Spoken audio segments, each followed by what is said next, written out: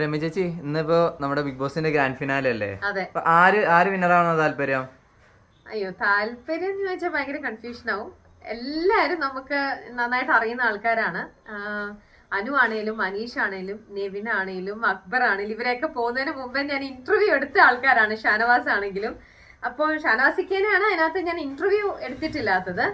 ബാക്കി നെവിന്റെയും ഇന്റർവ്യൂ എടുത്തിട്ടില്ല. പക്ഷെ നെവിന്റേത് നമ്മുടെ മൈൽ സ്റ്റോണിൽ തന്നെ എടുത്തിരുന്നു. ബാക്കി മറ്റവരുടെ ഒക്കെ ഞാൻ ഇന്റർവ്യൂ എന്താ പറയാ എടുത്തിട്ടുണ്ട്.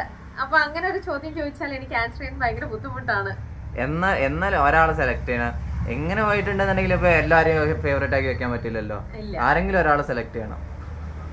അങ്ങനെയാണ്. പോകുന്നതിന് മുമ്പേ അനീഷിന്റെ ഇന്റർവ്യൂ ഞാൻ എടുത്തിട്ടില്ല. പോകുന്നതിന് മുമ്പേ ലാസ്റ്റ് ഞാൻ എടുത്തത് അനുവിന്റെ ഇന്റർവ്യൂ ആണ്.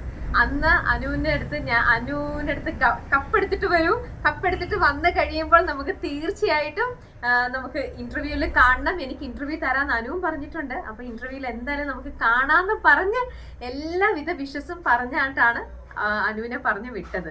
അതേപോലെ തന്നെയായിരുന്നു കേട്ടോ അക്ബറിനെയും. പക്ഷെ എനിക്ക് തോന്നുന്നു ഇപ്പത്തെ ഈ വോട്ടിങ്ങും ഇതെല്ലാം വെച്ചിട്ട് ചാൻസ് കൂടുതൽ അനുവിനായിരിക്കാം.